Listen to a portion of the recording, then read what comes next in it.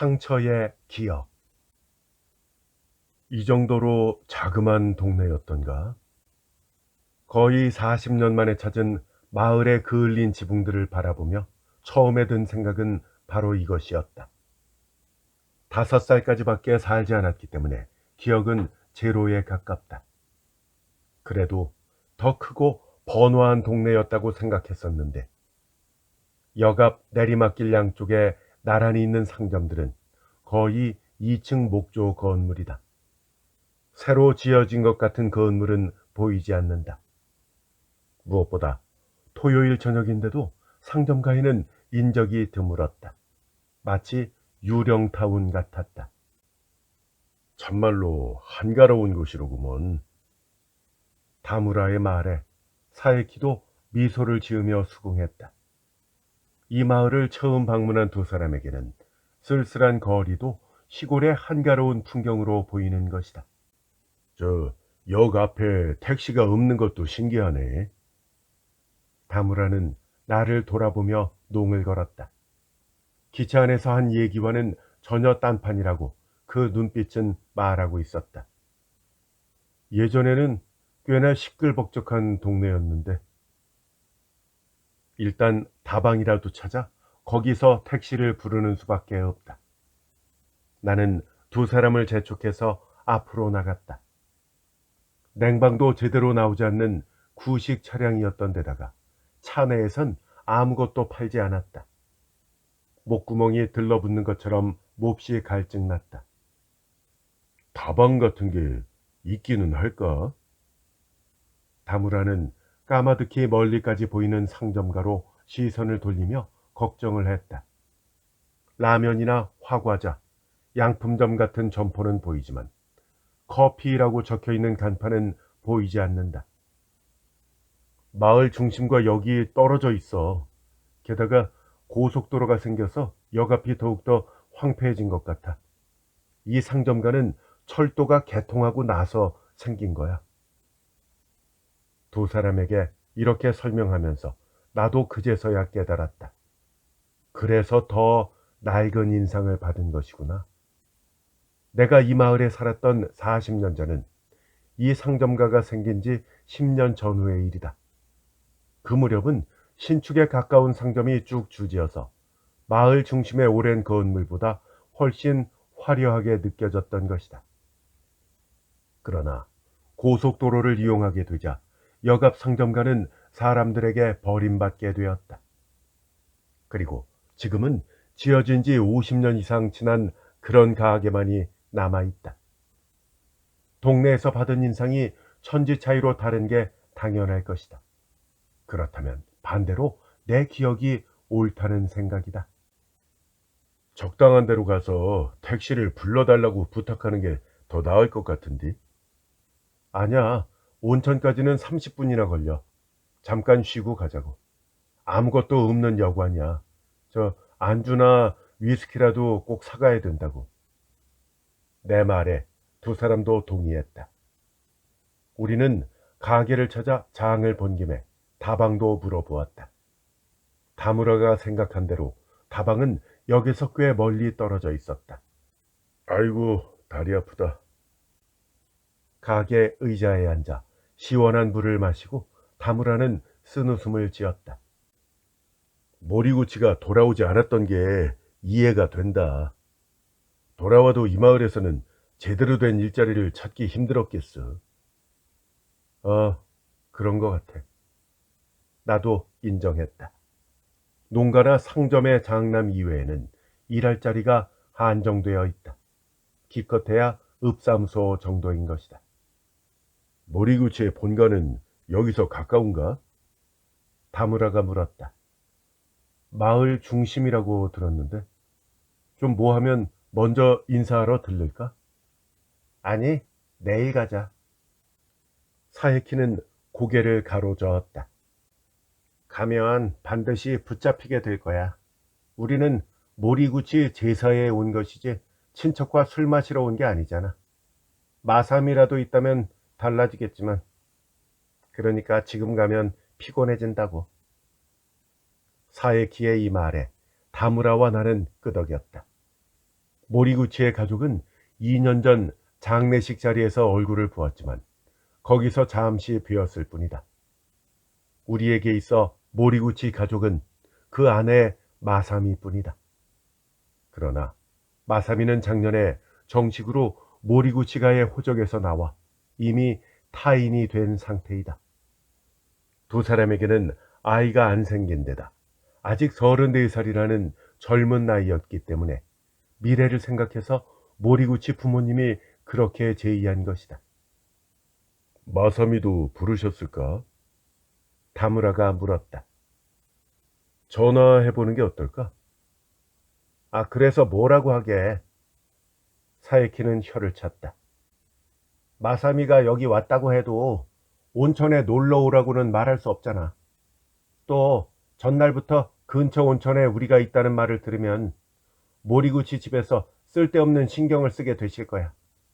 숙박비 정도는 내게 해달라고 하실지도 모르고. 그렇겠네. 네 말이 맞다. 다른 때와는 달리 순순히 다무라는 물러섰다. 모리구치한테는 미안하지만 기제사도 지낼 겸 온천 여행을 온 거잖아. 오늘 밤은 느긋하게 셋이서 한잔하자고. 요시다, 너도 그렇게 해도 괜찮겠냐? 다무라는 나를 향해 물었다. 그래도 이 마을에 친한 친구들이 좀 남아있는 거 아니야? 아냐, 없어. 모리구치하고는 동급생 아니야? 그렇다면 다른 친구들도 많을 것 같은데. 동급생이라고 해도 고등학교 때 일이야. 모리구치 고향인 이 마을에 나도 5살 때까지 살았던 적이 있어서 친해진 거야. 물론 근처에 놀 친구들은 많이 있었지만 지금은 이름도 얼굴도 영 기억이 나질 않아. 그래요?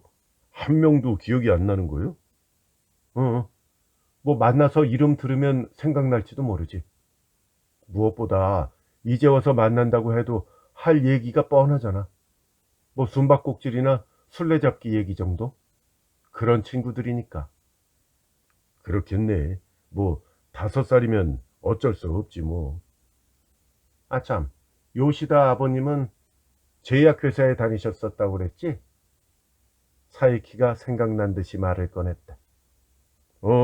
그래서 이 마을 지점에 부임하셨는데 내가 태어나기 전부터 5살 때까지니까 아버지는 한 6, 7년 정도 계셨을 거야. 응? 뭐라고? 이런 곳에 제약회사 지점이 있었다고? 다무라는 믿을 수 없다는 표정을 지었다. 여기 꽤 큰 현리병원이 있어. 이 제약회사는 도호쿠를 기반으로 하고 있어서 현리병원이 있는 마을에는 대개 지점을 갖고 있었어. 물론 뭐 지점이라고 해도 영업사원을 1명 정도 두고 있는 경우가 많지만 말이야. 아마 주재소 같은 것이겠지 뭐. 두 사람은 웃으며 끄덕였다. 우리는 죽은 모리구치까지 포함해서 같은 대학의 서클 친구들이다. 지금은 몇 년에 한 번 얼굴을 보는 정도이지만 만나면 이렇게 바로 옛날로 돌아가 허물없는 사이가 된다. 하지만 모리구치는 정말 안타까워. 뉴욕에서 돌아오면 어디 지국장 자리는 확실했던 모양이던디 결국 스트레스 때문이었을까? 다무라는 의사인 사에키에게 물었다. 지금은 누구나 스트레스로 결론을 내리고 싶어 할걸? 사에키는 허허 웃었다. 의사도 많이 편해졌어. 환자한테 스트레스라고 말하면 대개가 다 통하니까. 옛날 갈근탕 의사랑 똑같아. 갈근탕? 갈근탕이 뭐요?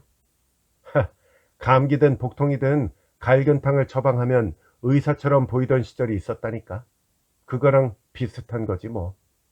스트레스라고 진단하면 일단 그럴싸하잖아. 그래도 모리구치는 정말로 스트레스였을 거예요. 그렇지. 고혈압의 원인이 되니까. 요즘 같은 때 해외 특파원이라면 스트레스도 당연할 거야. 근데 그 녀석 영어도 사투리 쓰지 않았어? 다무라는 자기가 말하고 자기가 웃었다. 처음에는 그 녀석이 말하는 걸 잘 못 알아들었다니까. 영어도 아마 그랬을 게 뻔이야. 그래서 혈압도 높아지고. 나쁜 뜻이 있어서 하는 말이 아니라는 걸 잘 알지만 같은 현 출신인 내 입장에서는 마냥 듣기 편한 이야기는 아니었다. 대기업 광고 대리점에 취직한 이후 다무라는 조금 거만해졌다는 느낌이 든다. 아니면 그건 작은 대학에서 박봉에 만족하며 사는 나의 곡해일지도 모른다. 마을 기억은 어때? 눈치 빠른 사이키가 이야기를 딴 데로 돌렸다. 그다지 큰 변화 없이 이런 모습이 아닐까 싶은데 말이야. 어렸을 적과 비슷한 마을 풍경이겠지. 근데 별로 기억이 안 나? 어, 역 앞에는 늘 놀러 왔었는데도 말이야. 은행 딸하고 좀 친했었거든. 그래서 매일같이 왔다 갔다 한 기억은 있어. 응? 은행도 있었어? 지금 막 지나온 상점가를 머리에 떠올리려고 하면서 다무라는 고개를 갸우뚱했다. 아, 없었다. 생각났다. 기억이 떠올랐다. 어쩌면 역 앞부터 없앴을 거야. 그럼 은행 딸이라는 건 도대체 뭐요? 아마도 지점장 딸이지 않았을까? 어렸을 때니까 은행 소유자라고 생각했겠지. 게다가 지금 와서 생각해 보면 도회지에서 전근 온 사람에 불과했을 뿐일 것이다. 이런 마을에는 어울리지 않는 하이칼라 양복을 입던 아이였다. 그래서 엄청난 부자라고 믿었던 것이다. 그런 의미에서 말하면 간장 도매상의 딸이 훨씬 더 부자였을지도 모른다. 그러나 당시 아이였던 나는 그것을 잘 몰랐다. 그런데 의외로 기억이 남아있는 것이 놀라웠다. 간장 도매상 딸 같은 건 몇십 년에 한 번이라도 떠오른 적이 없다. 역시 같은 마을에 있는 게 상관 있음에 틀림없다. 이 정도라면 마을을 열심히 돌아다니면 좀 더 여러 기억이 떠오를 것 같다. 저 간장 도매상이라면 지금도 있을 것 같은데? 내가 말하자 다무라는 흥미로운 듯이 이렇게 말했다. 그려? 좀 모처럼 왔으니까 전화번호라도 좀 찾아서 연락해봐. 두 번 다시 오기 힘들잖아. 우린 지금 45살이야. 상대도 거의 할머니가 되어 있을 텐데 그런 여자를 소개받고 싶어? 듣고 보니까 그렇네. 관두는 게 낫겠다. 다무라는 쓴웃음을 지으며 아이스 커피를 쭉 들이켰다. 여자 이야기만 나오면 눈빛이 달라지는 성격은 대학 시절 그대로이다. 나는 한숨을 지었다. 얼마 뒤 우리는 노천 온천에 있었다. 아름다운 계곡이 내려다 보이는 전망이 다인 것 같다. 우리는 여관에 도착하자 날이 저물기 전에 서둘러 온천으로 향했다. 야, 최고다 최고. 정말 최고요. 아무도 없는 탕에 첨벙하고 뛰어든 다무라는 환호성을 질렀다. 절경이다. 온 보람이 있는디. 탕도 따뜻하니 딱 좋아. 여기서는 낮잠도 잘 수 있겠는디. 계곡에 시원한 바람을 맞고 있던 다무라는 바위에 머리를 기대어 몸을 둥둥 띄웠다. 그거 담석이야? 위에서 사이키가 보고는 다무라에게 물었다. 다무라의 배에는 20cm 정도의 세로로 된 상처 자국이 있었다. 응, 이거 10년이나 지났는데 없어지질 않네. 꽤 큰데? 그거 젊은 의사였지? 그때 최 회장도 의심돼서 확인을 받았었거든. 그래서 크게 잘랐던 모양이요. 괜찮긴 했지만은. 그렇다면 알겠어. 영락 없이 실패였나 보네. 보통은 그 반 정도면 끝나거든. 사에키는 웃으며 다무라 옆에 몸을 담갔다. 나도 두 사람과 어깨를 나란히 했다. 그럼 이 맹장은 어디야? 다무라는 일어서며 사이키에게 보여주었다. 이 자국도 상당히 큰데? 복막염 가능성이 있어서 말이오. 너 지금 보니까 아주 상처투성이다. 사이키는 독소했다. 한계까지 잡는 거요. 그래서 돌이킬 수 없게 되고 말지만은 무엇보다 여자도 아니고 5cm 상처가 배가 된 시점에서 큰 차이는 없겠지. 알몸으로 여자를 꼬실 것도 아니고 잠자리에 들어가면 아무 상관없어. 그 팔꿈치에 있는 상처는 초등학교 무렵인가? 사이키는 눈치 빠르게 다무라의 팔꿈치에 있는 상처를 발견했다. 이거 자전거 타다 넘어져서 찢어졌어. 한 10바늘 이상 꿰맸을걸. 근데 그런 옛날 상처인 줄 어떻게 알았어? 나 이래봬도 의사잖아. 상처가 아무는 정도나 봉합 방법을 보면 대충 짐작이 가. 뼈에 금도 갔겠는데? 맞아. 정답이요. 야, 과연 전문가답다. 그럼 이건? 하고 다무라는 머리를 내보였다. 머리카락을 헤집어 정수리 부분을 가리킨다. 갈고리 모양의 상처가 똑똑히 보였다. 사이키는 손가락으로 상처를 만지며 물었다. 이것도 한 7, 8살 때 것이겠네. 강철 책상 모서리나 지붕 차양에 부딪혔어? 아니, 그런 것까지 안단 말이오? 다무라는 깜짝 놀랐다. 갈고리 모양으로 찢어진 상처는 못 같은 걸로도 생기는데 머리라면 그걸로 그치지 않아. 그러니까 단순히 모난 것에 부딪혀 생긴 상처라는 걸 금방 알 수 있었어. 순간 떠오른 건 책상 모서리. 책상 아래 숨어서 돌다가 부딪힌 거 아니야? 실은 트럭 짐칸 모서리요.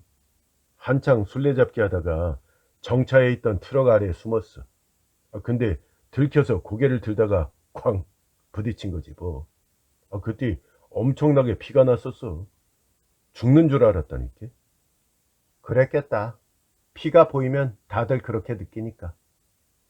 하지만 엄청났어. 근데 설마 네가 맞힐 줄은 몰랐다. 야, 의사 다시 봤네. 그러면 사체를 검사해도 대개 상상이 된다는 말이네. 수술 방법이 정해져 있거든. 어디를 어떻게 잘랐는지, 어떤 수술이었는지 알 수 있어. 그렇지 않으면 의사를 할 수가 없다고. 요시다, 너는 무슨 상처 없냐? 다무라는 내 몸을 점검했다. 난 수술 같은 건 받은 적이 없어. 나도 가슴과 배를 만지며 찾아보았다. 다무라와는 달리 맹장도 그대로이다. 있다고 한다면 연필을 깎다 베인 손가락 상처나 아주 미세한 상처뿐이다. 그 어깨는? 그 말을 듣고 나도 아 하고 끄덕였다. 왼쪽 어깨 뒤에 있어서 거울이라도 보지 않으면 볼 일이 없다. 그래서 깜빡 잊고 있었던 것이다. 그 어깨에 있는 상처 언제 그런 건지 생각나? 다무라는 이렇게 물었다. 나는 사에키에게 등을 돌려 보여주었다. 사에키는 상처를 따라 손가락으로 만져보더니 어깨뼈 주변을 세게 눌렀다. 나는 소름이 끼쳤다. 어깨뼈의 일부가 부러진 상처다. 통증은 없지만 반대로 감각도 둔해진 상태이다. 신경이 끊겼었다고 들었었다. 이거 상처가 엄청 큰데? 심장 뒤쪽이잖아. 아래쪽이었으면 죽었을 수도 있었겠는데? 사에키는 고개를 갸우뚱했다. 언제 다친 상처야? 다무라도 찬찬히 상처를 바라보았다. 아주 어렸을 때 다친 자국일 거야. 어디 타잔놀이라도 하다가 떨어진 거냐? 다무라가 물었다. 아니야. 이거 부딪혀 생긴 상처가 아니야. 찔린 거야, 찔린 거. 창 같은 날카로운 거에 찔렸다고. 근데 상처가 퍼져 있는데 이 짐작이 잘 안 된다. 사에키가 말했다. 뭐요? 창에 찔렸다고? 다무라는 웃었다. 나도 쓴웃음을 지었다. 창에 찔리다니, 이거 뭐 사극도 아니고.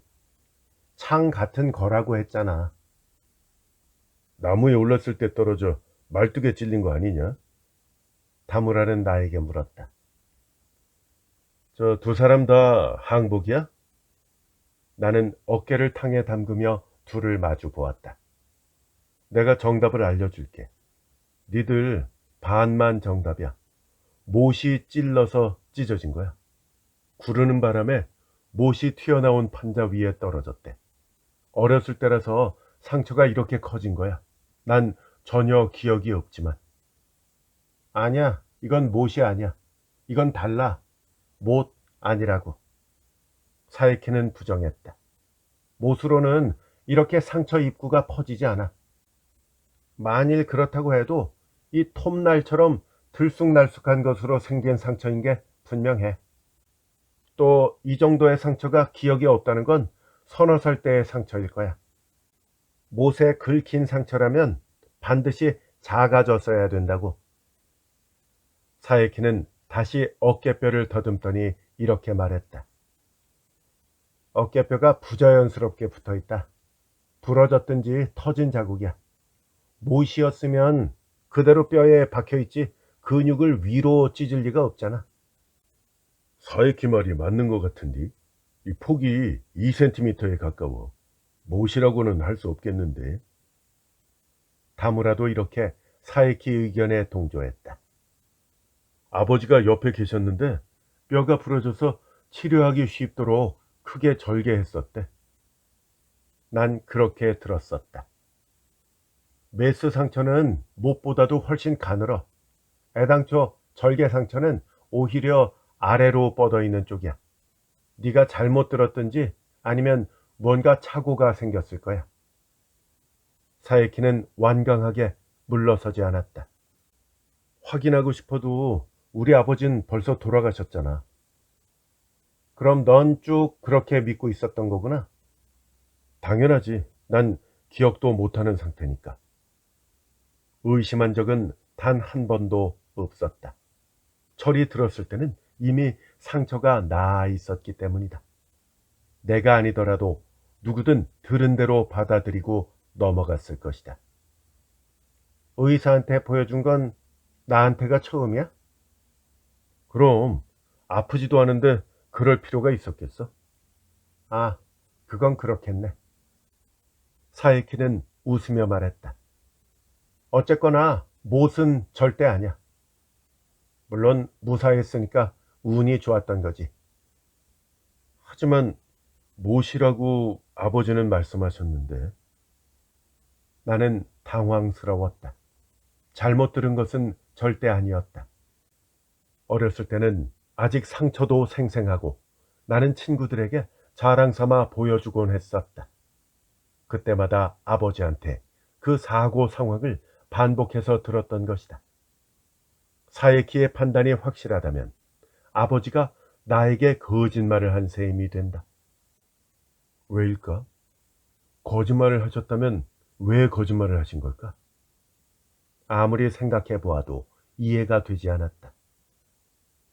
참, 기억에 없는 상처라고 하면 나한테도 있어. 다무라는 왼쪽 팔을 발레리나처럼 들어 올렸다. 지금은 옅어졌지만 무릎 근처에 엄청 큰 화상 자국이 있어. 봐봐, 여기요. 나와 사이키가 들여다보았다. 잘 모르겠다. 내가 갓난아기일 때 펄펄 끓는 물을 뒤집었었디야. 누나가 주전자를 엎었었디야. 이런, 난리도 아니었었겠다. 사이키는 놀라는 얼굴로 말했다. 사람이 45살쯤 되면 누구든 상처 대여섯 개 정도는 갖고 있어. 우리 고양이 말이여, 귀가 반 정도 뜯겨 있어. 사람은 옷으로 숨기거나 하면 눈에 띄지 않잖아. 내가 아는 상처라면 참을 수도 있는디, 이런 화상을 보면 화가 나서 걸핏하면 누나한테 분풀이 했었어. 내 고운 살 돌려달라고. 갓난아기는 상처가 많아. 사이키는 계속했다. 부모가 아이한테서 조금이라도 눈을 떼면 위험한 일이 생기기 마련이야. 요전에도 새끼손가락을 잃은 아기가 왔었어. 아이고, 그거 참 안 됐네. 새끼손가락이라면 위치도 영 나쁘고. 아이가 설마 손가락을 넣고 있다고는 생각하지 못하고 아이 엄마가 옷장을 그냥 쾅 닫아버린 거야. 눌려서 잘라내는 수밖에 방법이 없었어. 여자아이였는데 평생 괴로워할 거 아니야. 어머니는 나중에 딸한테 뭐라고 사과하면 좋을지 계속 울기만 하고, 지금은 어차피 갓난아기니까 아무것도 모르지만 말이야. 여기까지 말하고 사이키는 고개를 끄덕이더니 나에게 물었다. 요시다도 그런 거 아닐까? 그런 거라니? 그게 무슨 말이야? 단순한 사고가 아니라 아버지나 어머니가 잘못해서 생긴 상처 말이야. 솔직하게 고백하면 요시다한테 원망을 들을 테니까, 그래서 단순한 사고라고 얼버무리신 게 아닌가, 이런 생각 말이야. 난 원망하지 않는데? 아니, 사고 친 쪽은 그렇게 생각하지 않아. 기껏 화상 정도로 누이를 계속 괴롭히는 남동생도 있으니까 말이야. 이 말에 다무라는 하하 하고 웃었다. 실수로 어깨뼈가 부러질 정도의 상처를 낼 수 있나? 나는 도저히 믿을 수 없었다. 너 집에 가면 어머니한테 넌지시 한번 여쭤봐. 사이키의 추리가 맞을 것 같다는 생각이 드네. 요시다가의 비밀, 뭐 이런 거 말이요. 어머니는 모르실 거야. 왜? 친어머니도 돌아가셨어. 지금 어머니는 아버지가 재혼하신 분이거든. 그렇다고 해도 내가 5살 때부터니까 친어머니나 다름없긴 하지만 말이야. 그래요? 당연히 친부모 자식간이라고만 생각했었는데, 몇 번이나 집에 놀러 온 적 있던 두 사람은 눈이 휘둥그레졌다. 그렇다면 가스토시랑 유미코는 이복 동생인 것이네. 어? 뭐 어쨌든 나한테는 마찬가지지만, 어쩐지 오빠랑 안 닮은 미인이다 싶었다. 다무라는 이제야 이해가 된다는 듯이 끄덕였다. 그 얼굴에 나는 온천물을 실컷 끼얹어 주었다. 극심한 사이렌 소리에 눈을 떴다. 아니, 솔직히 말하면 사이키가 깨워서 일어났다. 거기에 사이렌 소리가 더해진 것일 뿐이다. 무슨 일이야? 가위에 눌렸어. 가위? 내가 가위에 눌렸다고? 아까부터. 그래서 우리도 잠에서 깬 거야. 몇 번이나 흔들어 깨웠는데도 네가 일어나질 않더라고. 그래? 근데 이 소리는... 목덜미는 땀으로 젖어 있었다. 사이렌 소리를 듣자 점점 심장이 쿵쾅거린다. 사람들이 캠프파이어를 했던 모양이야. 다무라가 카운터에 물어보러 갔어. 아마 작은 화재일 거야. 그래? 나는 이불 위에 책상 다리를 하고 흥분을 가라앉혔다. 꿈이라도 꾼 거냐? 기억이 안 나. 갑자기 네가 깨워서 놀랬을 뿐이야. 담배에 불을 붙이며 생각을 떠올려 보려 했지만 헛수고였다. 사이렌 소리가 조바심을 일으킨다. 그나저나 그렇게 험하게 행동하는 것도 드물어. 마치 악령이 쓰인 것 같았다. 다무라는 비디오라도 갖고 왔으면 찍어 놓을 걸 하더라. 뭐라고? 내가 그렇게 난폭했단 말이야? 술 때문인지도 모르지. 피곤이 쌓여서 그럴 거야. 저 다음에 우리 병원에 한번 들러. 인간독 한 적 없을 거 아니야? 이제 몸 관리해야 된다. 이상하다. 몸은 아무렇지도 않은데. 참 이상한 일이다. 그때 다무라가 다시 돌아왔다. 그 캠프파이어 하면서 램프에 불이 텐트에 옮겨 붙었디야. 숲까지 불이 번져 큰일 났었나 봐. 저 여기 창문에서도 보이지 않아? 다무라는 커튼을 밀어젖혔다. 나와 사이키도 창문으로 다가가 밤하늘을 바라보았다. 저거요. 하늘이 빨개졌잖아. 다무라가 가리켰다. 산 뒤쪽 하늘이 희미하지만 붉게 물들어 있었다. 그런데 그것을 본 순간 나는 극심한 울렁거림을 느꼈다. 도저히 참을 수가 없었다. 나는 창문 난간에 몸을 내밀어 토하고 말았다. 어두운 정원에 오물이 튀었다. 괜찮아? 다 토해내고 이불에 누워있던 나에게 사이키는 걱정스러운 얼굴로 물었다. 열도 있는 것 같은데? 식중독인가? 창문 좀 닫아줘. 나는 다무라에게 부탁했다. 사이렌 소리가 거슬려. 다시 토할 것 같아. 소리 좀 들리지 않게 해줘. 어떻게 된 거요? 창문을 닫고는 다무라가 놀라서 나에게 물었다. 대수롭지 않은 일이 아닌 것 같은디. 미안해. 이렇게 하면 좀 괜찮아질 거야.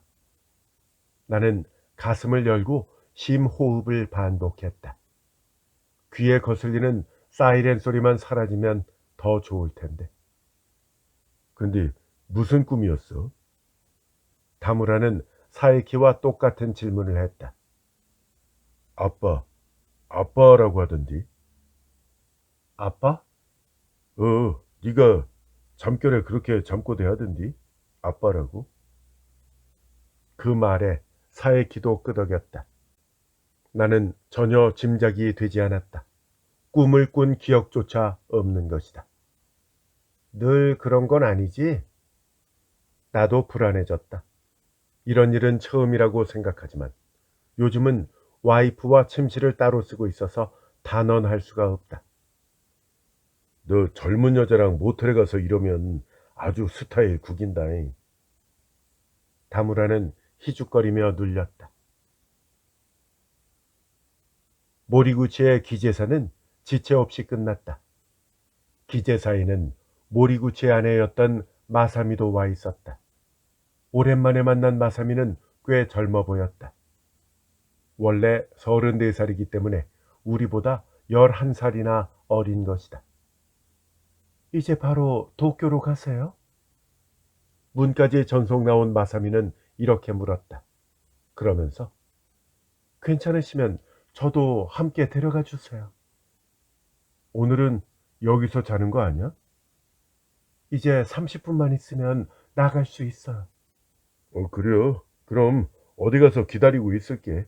어차피 기차 도착까지는 시간이 좀 있으니까. 다무라는 이렇게 선선히 답하고는 어제 갔던 찻집을 마사미에게 알려주었다. 이 마을에는 몇 번 왔었기 때문에 마사미는 바로 알았다. 우리는 모리구치 댁에서 준비해 주신 택시에 올라탔다. 호적을 정리한 이상 우리와 똑같은 입장인 것인가? 좀 불편하겠지 아무래도. 사이키는 마사미가 보이지 않을 때쯤 중얼거렸다. 우리 얼굴을 보고 좀 안심하는 것 같았어. 그러니까 어제 불러냈으면 좋았잖아. 기꺼이 왔을 텐디. 다무라는 안타깝다는 듯이 말했다. 친구의 어린 아내라는 사실에 모두들 가여워했다. 그나저나 엄청 큰 집이요. 정원에 굵은 소나무가 20그루나 심어져 있잖아. 아주 부자지. 물론 도쿄에 비하면 토지는 별거 아니지만은. 나는 다무라에게 쓸데없는 말을 하지 말라고 눈치를 주었다. 택시 운전수에게 우리 이야기가 흘러 들어갈 수 있다. 그러자 다무라도 눈치를 채고 고개를 끄덕였다. 어제 갔던 그 가게에서 아이스 커피를 마시고 있으니 이윽고 밝은색 옷으로 갈아입은 마사미가 나타났다. 확실히 젊음을 되찾은 모습이다. 정말 감사합니다. 마사미는 다시 우리에게 고개를 숙였다. 어제는 온천에서 좀 심심했었거든. 마사미를 부를 걸 그랬나 하고 모두들 말하고 있던 참이요. 어젯밤에는 모리오카에서 묵었어요. 모리오카와 이 마을은 2시간이나 떨어져 있다. 그래도 거기에서 묵었다면 낮 기제사에는 시간 맞춰 올 수 있다. 그래? 우리도 그렇게 했으면 좋았을 것을. 나이가 든 증거여. 이 전날부터 고지식하게 여기 있을 필요는 없었거든. 다무라의 말에 우리도 쓴웃음을 지었다. 모리오카라면 노는데 불편함은 없었을 것이다. 마지막으로 본 게 언제였더라? 사에키는 마사미에게 물었다. 그때요, 그때. 호적을 정리하게 돼서 우리가 위로 모임을 열어주었잖아. 다무라가 끼어들었다. 그렇게 시간이 지났나? 그건 그렇고 잘 지내지? 네, 친정에 있어서 편하게 지내요. 환한 웃음을 띄우며 마사미는 답했다. 저, 재혼할 생각은 없는 거요? 다무라는 거침없이 물었다. 만나는 사람은 있는데요. 미안하다는 듯 마사미는 시선을 내리깔았다. 우리한테는 그럴 거 없어. 호적을 정리한 건 모리구치 집안 쪽이고, 그리고 아직 젊잖아. 사이키가 말하자 마사미는 다시 미소를 띄었다. 호적이란 게 참 이상해요. 도시오가 죽었어도 호적이 그대로일 때는 마음이 전혀 바뀌지 않았는데요.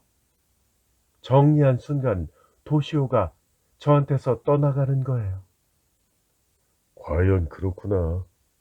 그렇게 되는구나. 다무라는 크게 끄덕였다. 요시다 씨도 친어머니에 대해선 거의 들으신 적이 없으시죠?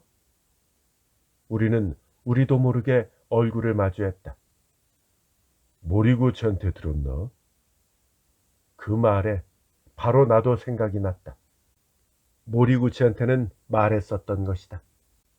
마사미가 알고 있는 게 전혀 이상한 일은 아니다. 정말이세요? 도시오는 요시다 씨가 아무것도 모를 거라고 했지만 왠지 저는 믿기지가 않았어요. 뭘 몰랐다는 거야? 이 마을이 어머니 고향이라는 사실이요. 나는 놀라서 입이 벌어졌다. 어머니 여동생분이 지금도 이 마을에... 아니, 난 전혀 들은 적 없는데. 나는 놀라서 파랗게 질렸다. 재혼하면 도시오가 아무 상관없는 남이 되는 것처럼. 그래서...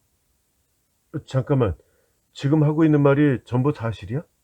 이 마을에 우리 이모가 살고 계시다고? 네, 도시오가 살아있을 때 알려주었어요. 근데 모리구치는 왜 나한테는 알려주지 않았던 걸까? 나는 머리를 쥐어뜯었다. 가족 사이가 좋아서 쓸데없는 참견이라고 생각했겠지 뭐. 모리구치 도시오는 지금 와서 이모랑 만나봤자 의미가 없다고 생각했을 거야. 사이키는 내 등을 가볍게 토닥였다. 하지만 요시다, 너도 참 어지간한 녀석이다. 어머니에 대해서 전혀 모르고 있는 거 아니오. 다무라는 기막혀 했다. 친어머니에 대한 건 새어머니한테 일절 말하지 말라고 아버지한테 들었었어. 어머니가 돌아가신 게 내가 3살 때 일이거든. 그러니까 얼굴도 기억나지 않아. 아버지 혼자서 길러주신 거야. 나는 나도 모르게 눈물을 흘렸다. 묻어난 것이 아니다. 철이 들었을 때는 이미 어머니가 없었던 것이다. 어깨 상처도 마찬가지다. 그것이 당연시 되었다. 그래서 새어머니가 생겼을 때는 기뻐했었다. 아버지가 뭐라 하지 않았어도 낳아준 어머니에 대해서는 말하지 않았을 게 분명하다. 말하고 싶었어도 입 밖에 낸 기억이 전혀 없었기 때문이다. 그러나 다무라가 말한 대로라고 생각했다. 한 번쯤 성묘 갈 생각은 했어도 좋았을 것을. 우리는 친모자지간이었는데 아무래도 지금 새어머니 때문에 어딘가 조심스러워했던 것 같다. 그래서 일부러 낳아준 어머니를 머릿속에서 지우고 살아온 것이다. 워낙 희박한 인연이었기 때문에 있는 것도 간단했을 것이다. 이모 성함이랑 주소는? 네, 알고 있어요. 도시오가 다니던 유치원의 선생님이셨다고. 마사미는 선선히 대답해 주었다. 나는 친구들을 역에서 배웅했다. 이 기회를 놓치면 두 번 다시 만날 수 없을지도 모른다. 어머니 성묘도 가고 싶었다. 나는 마사미가 알아다 준 전화번호를 눌렀다. 계속 유치원에 근무했던 모양인데 지금은 퇴직하고 차와 꽃 교실을 열었다고 한다. 아마 독신으로 지내는 것 같다.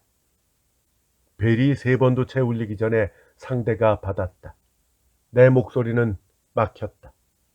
무슨 말부터 하면 좋을지 모르겠다. 여보세요? 도다입니다만. 왜 아무 말씀도 없으세요? 여보세요? 누구십니까? 구니코입니다. 요시다 구니코. 겨우 말할 수 있었다. 하지만 이번에는 상대 목소리가 멈췄다. 이해할 수 없었다. 여보세요? 노부코 씨 아들 되는 구니코라고 합니다. 굿짱? 정말 굿짱이니? 이모는 전화 수화기 너머로 울기 시작했다. 네, 구니코입니다. 지금 이 마을에 와 있거든요. 지금 좀 찾아뵈어도 괜찮을까요? 나도 울고 싶은 마음을 누르고 말했다. 굿짱이라고 부르는 소리에는 달고 시큼한 기억이 난다. 내 가슴은 요동치기 시작했다. 역 앞에 상점에 들러서 꽃과 과자를 산 다음 택시를 탔다. 10분도 채 지나지 않아 택시는 이모 댁에 도착했다. 크지는 않지만 청결해 보이는 단독주택이었다. 밖을 바라보고 있었던 듯 창문 커튼이 흔들렸다. 택시에서 내리자마자 현관문이 열렸다. 나는 이모와 마주했다. 누나? 누나인가? 난 이렇게 생각했다. 그 미소는 어디서 본 기억이 있었던 것이다. 폭삭 늙어버렸지만 따스함에는 변함이 없다. 누나? 누나야? 나는 불쑥 이렇게 말했다. 그래, 기억나니? 이모는 나에게 매달렸다. 정말로 보고 싶었다. 믿기지 않았다. 지금까지 나는 누나가 이모라고는 생각하지 않았던 것이다. 새어머니가 집에 오기 전까지 나를 보살펴 주었던 사람이었다. 나중에 혼자 상상하면서 나는 누나를 집에 일하러 온 도움이라고 단정 지었었다. 미안해요. 나는 이모에게 고개를 숙였다. 저는 전부 잊고 있었어요. 괜찮아. 건강하게 지내는 걸 보았으니까. 이모는 우는 얼굴로 나에게 고개를 끄덕였다. 5살 때였으니까 잊어버리는 것도 무리는 아니다. 형부가 재혼하고 나서는 출입을 좀 자제해달라고 그러셨거든. 근데 굿장 너는 나를 잘 따랐기 때문에 형부도 걱정이었을 거야. 새어머니와 친해지지 않으면 어쩌나 하고 말이야. 또 재혼과 동시에 전근을 가셨지. 아마 센다이로 옮기고 그게 마지막이었어. 이모는 차를 끓이며 웃었다. 이모의 말투가 내 울타리를 점점 벗겨낸다. 어머니 사진은 갖고 계세요? 그럼 갖고 있지. 전 본 적이 없어서요. 사진을 본 적이 없다고? 왜? 이모는 나를 쳐다보았다. 어쩐지 아버지한테 말하기 좀 뭐해서요. 아버지 유품을 찾았는데 어머니 사진은 보이질 않더군요. 그래, 아마도 네 아버지가 태워버렸을 거야. 이모는 괴로운 듯이 고개를 몇 번이나 저었다.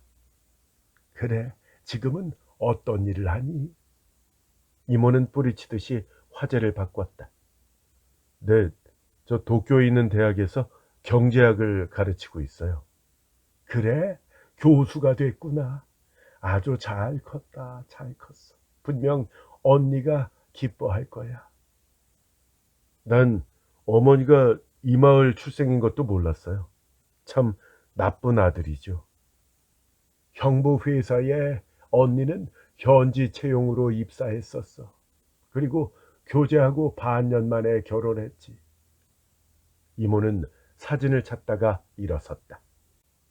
근데 제 어깨 상처 말인데요. 나는 이모 등 뒤에서 말을 꺼냈다. 이모는 움찔하며 발을 멈추고 뒤돌아보았다. 어떤 사고였어요?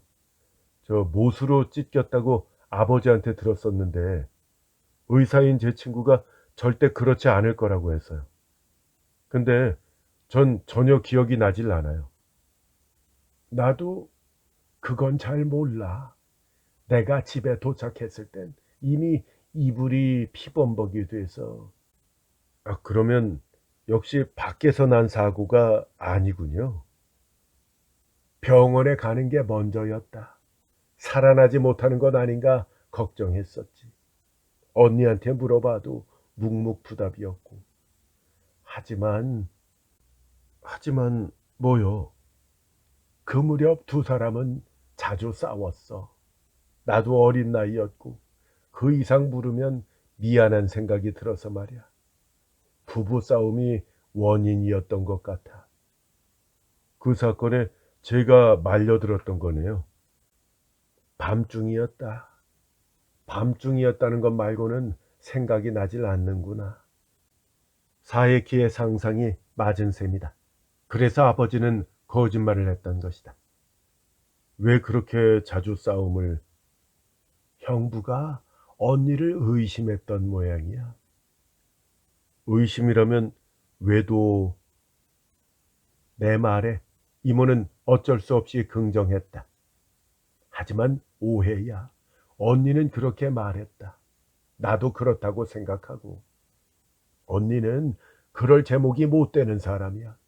오히려 바람기가 있었던 건 형부였어. 뭐 눈에는 뭐만 보인다고 자기가 그러니까 언니도 의심한 걸 거야. 언니는 자주 부은 얼굴로 집에 오곤 했었다. 아, 네, 알겠어요. 나는 인정했다.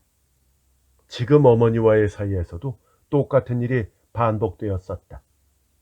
집을 잠깐 비운 것만으로도 아버지는 어머니의 행동을 의심하곤 했었다. 아버지한테 맞는 모습을 몇 번이고 보았던 것이다. 네가 자기 아이가 아니라고 막 그랬나 봐. 이렇게나 닮았는데 말이야. 참 괴로운 이야기였다. 아버지는 단 한 번도 없다고 해도 좋을 만큼 친어머니의 이야기를 꺼내지 않았기 때문에 어렴풋이 눈치는 채고 있었지만 설마 이 정도일 줄은 몰랐다. 낚시는 여전히 좋아했지? 낚시라뇨? 네 아버지, 그러니까 형부 말이야. 한가하기만 하면 낚시하러 가곤 했었어. 근처 강은 물론이고 아키타나 지방 바다까지 친구들이랑 낚시하러 다녔어. 자기가 집을 비워놓고 언니를 의심하다니 정말 자기 멋대로였다. 이모는 어두운 눈빛으로 말했다. 아버지가 낚시를 좋아했다고요? 그 말도 안 되는 것 같은데. 왜냐하면 우리 집에는 낚싯대 하나 없었거든요. 나는 고개를 갸우뚱했다. 그럼 언니 일로 반성했나 보구나. 그만두길 잘했네. 낚시를 그렇게 잘하셨어요? 그건 뭐. 왜 아버지는 낚시를 그만둔 것일까? 어쩐지 신경이 쓰였다. 언니의 성묘는 어떻게 할 거야? 안 그래도 꽃을 사오기는 했는데. 그렇다면 먼저 갔다 오자. 곧 해가 저물 테니까. 사진은 돌아와서 봐도 괜찮잖아. 저 오늘 밤은 자고 갈 거지? 네, 불편하지 않으시다면. 당연하지. 너는 나의 사랑스러운 조카잖니. 이모는 들떠서 외출 준비를 시작했다. 친어머니의 묘는 마을을 내려다보는 약간 높직한 언덕에 있었다. 도다 가문이라고 새겨진 묘석에 요시다 노부코라는 이름으로 묻혀 있다. 향년 25세. 참 젊은 나이다. 22살에 나를 낳았다는 계산이 된다. 나는 어머니 묘에 손을 대고는 이 나이가 될 때까지 찾아오지 못했던 것에 대한 사죄를 했다. 안타까운 건 눈을 감아도 어머니의 모습이 떠오르지 않는다는 사실이다. 언니가 아마 울고 있을 거야. 이모가 나에 이어서 분양을 했다. 근데 어머니는 왜 여기에 묻혀 계신 건가요? 부모님들 희망도 있었겠지만 형부도 그러는 게 낫겠다고 해서. 형부 집안의 묘는 멀리 있거든. 형부는 아직 당분간은 이 마을 지점에서 옮길 수 없는 형편이었고, 그래서 가까운 곳에 묻고 싶었던 거지 뭐. 과연 하고 나도 그제서야 이해가 되었다. 하지만 그래서 굿장이랑 연락이 끊긴 거야. 형부 집안 묘로 들어갔다면 이렇게 성묘하러 갈 수 있었을 텐데. 그때는 굿장보다는 낯선 땅에 언니를 묻는 게 불쌍하다고 모두들 생각했었어.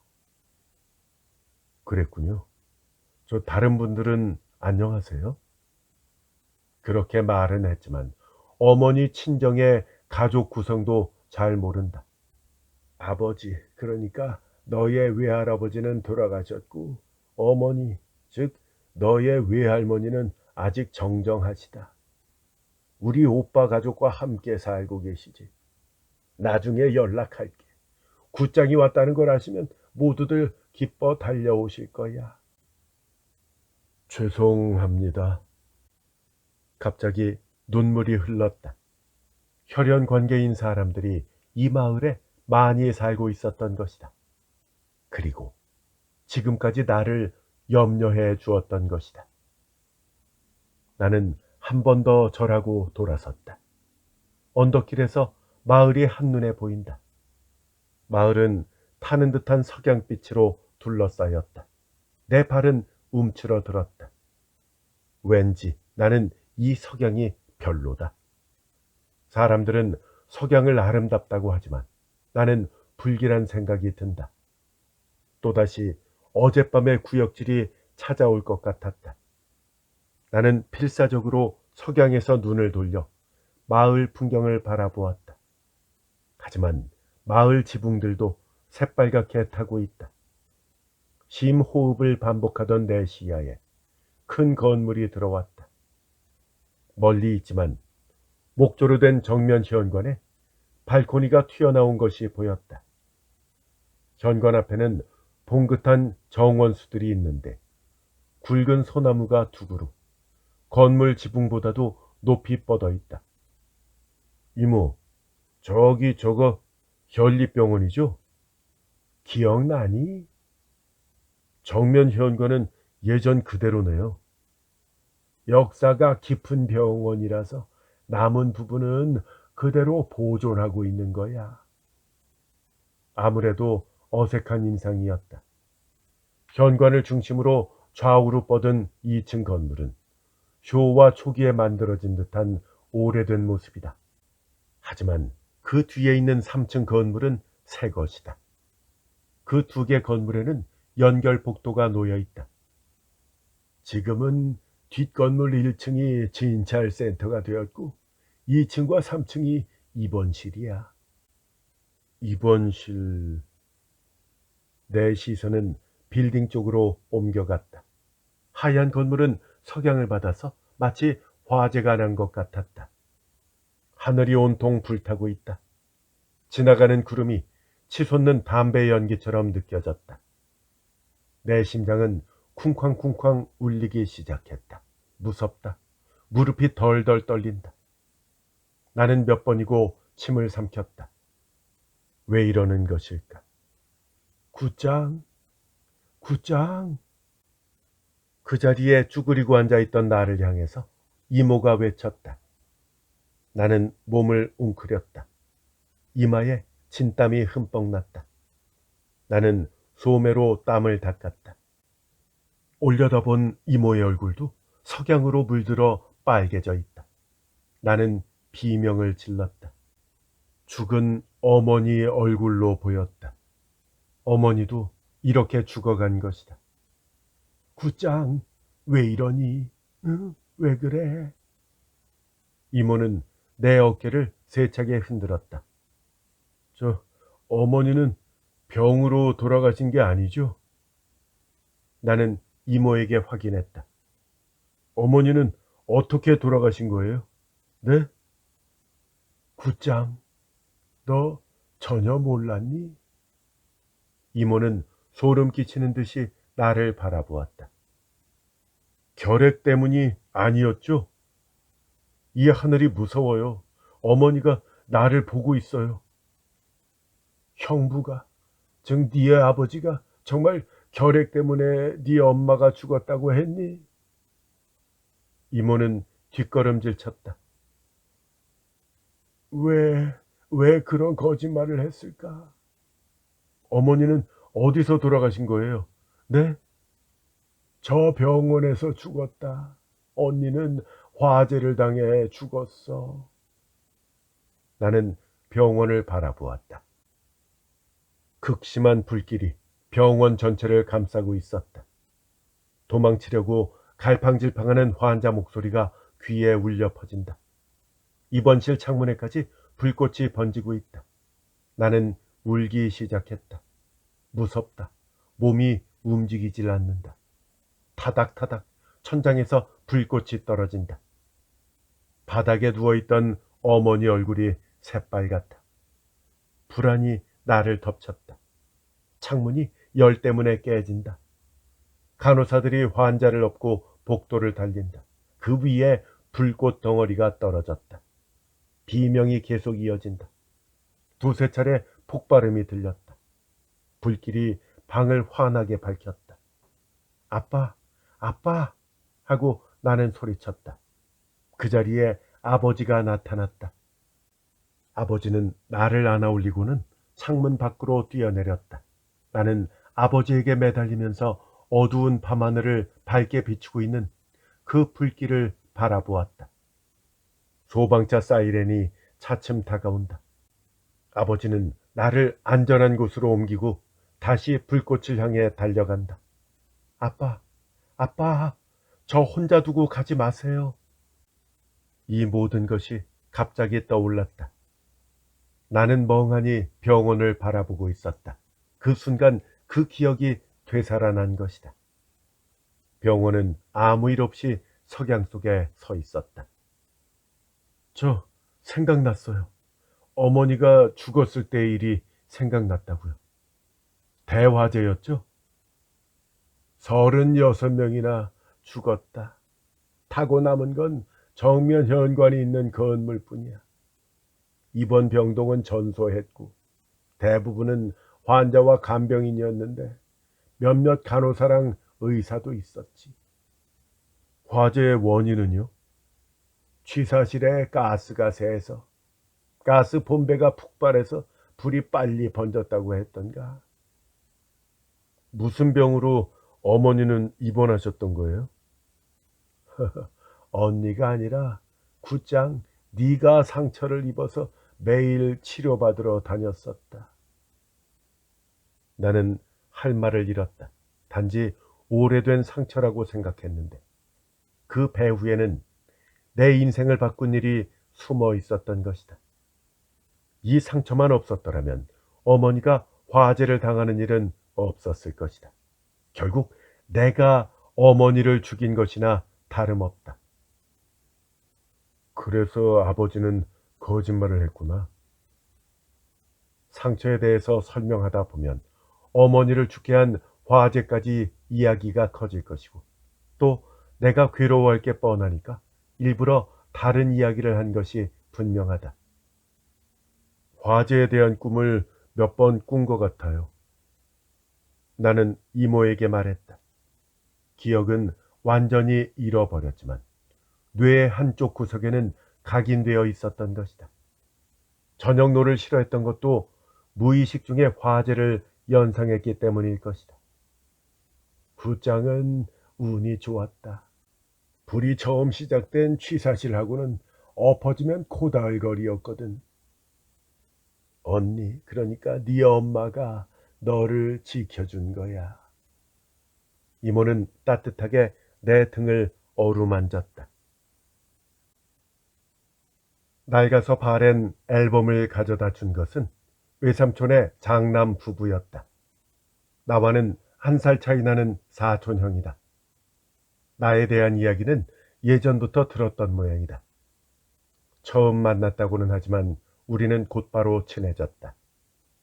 내일은 외삼촌 댁을 방문해서 외할머니를 만나기로 되어 있다. 한꺼번에 친척이 늘어나는 것에 대한 당황스러움은 없었다. 이모도 사촌형 부부도 마음씨 좋은 사람들이다. 지금까지의 내 환경과는 전혀 다르다. 나는 사촌형과 농담하면서 앨범을 넘겼다. 이모 댁에는 어머니 사진이 별로 남아있지 않았다.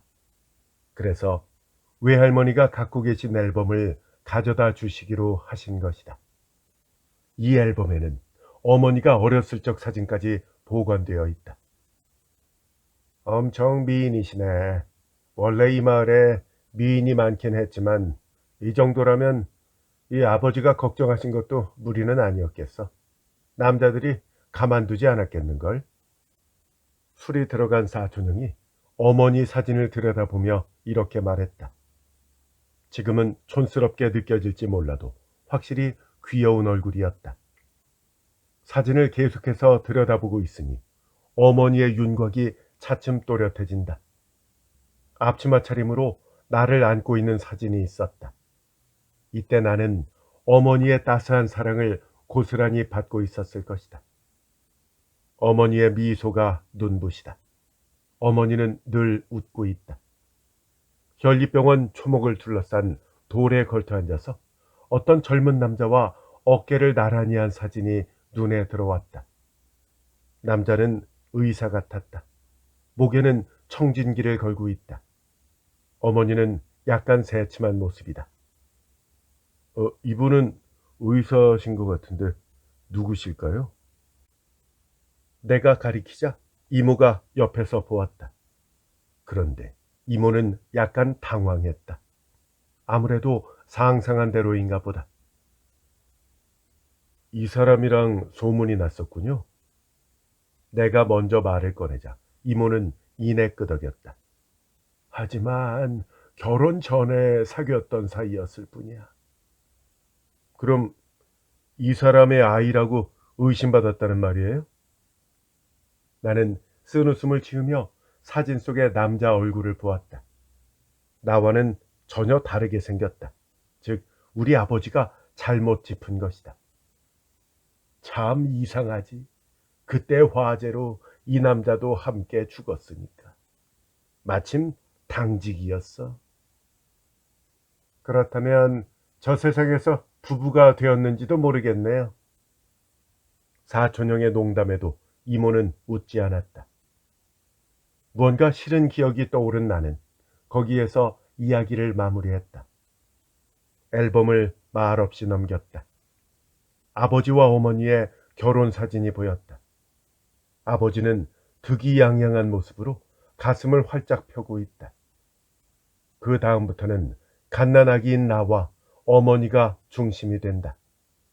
어머니의 머리를 마구 잡아당기고 있는 내 사진도 있었다. 나는 슬퍼졌다. 이렇게 많은 사진이 남아있는데도 나는 무엇 하나 기억을 하지 못한다. 하물며 어머니가 내가 5살 무렵까지만이라도 살아 계셨더라면 기억을 잊어버리는 일 따위는 있을 수 없었을 것이다.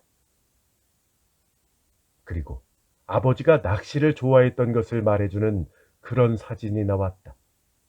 액자에 넣은 어탁을 안고 아버지가 얼굴에 환히 웃음을 띠고 있다. 양옆에 나란히 서 있는 사람들은 낚시 친구들일 것이다.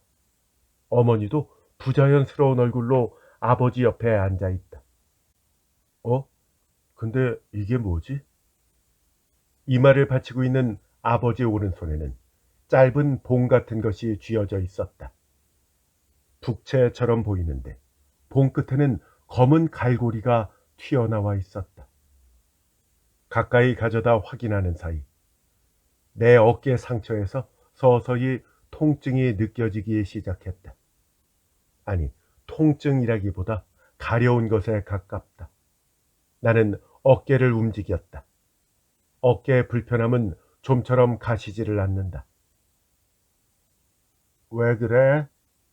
사촌형이 의아한 얼굴로 물었다. 이게 뭐죠? 아, 그거 바다에서 물고기를 끌어올릴 때 쓰는 갈고리야. 이모가 대신 답했다. 어부한테 받았던 건데 형부가 자랑했었어. 이 갈고리로 물고기를 찔러서 끌어올리는 거야. 욱신욱신 심한 통증이 어깨를 덮쳤다. 이 갈고리를 축해 올리는 아버지의 모습이 뇌리에 확실히 떠올랐다.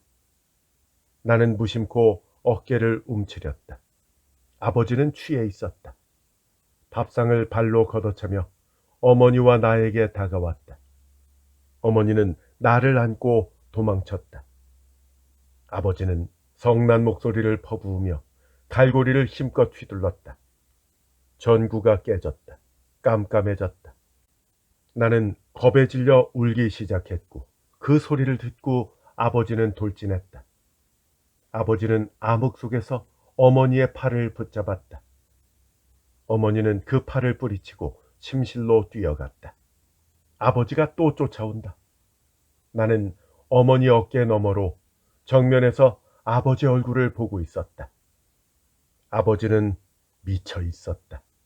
사정없이 갈고리를 내리쳤다. 갈고리는 어머니 얼굴을 겨냥한 것이었다. 어머니는 몸을 구부렸다. 하지만 갈고리가 으르렁거리면서 내 어깨를 관통했다. 갈고리는 뼈를 부수고 근육을 찢었다. 엄청난 피가 사방으로 튀었다. 그 기억이 어렴풋이 떠오르자 나는 양손으로 얼굴을 감쌌다. 믿고 싶지 않다. 믿고 싶지 않아. 왜 그래? 어? 사촌형이 내 모습에 놀랐다. 아버지는 나까지 죽이려고 했던 거야. 하지만 그렇다면 왜 병원에서는 날 구해준 거지? 그렇게 나를 미워했으면서. 나는 다른 사람들이 있는 것도 잊은 채 울었다. 뭐라고? 병원에서 형부가 널 구해줬다고? 이모가 물었다. 네, 아버지가 날 밖으로 데리고 나갔어요. 설마 그날 밤 형부는 거기에 없었어? 아니에요. 똑똑히 기억나요.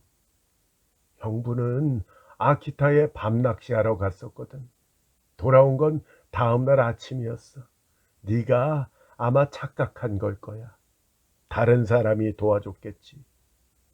누가요? 누가 날 도와줬을까요?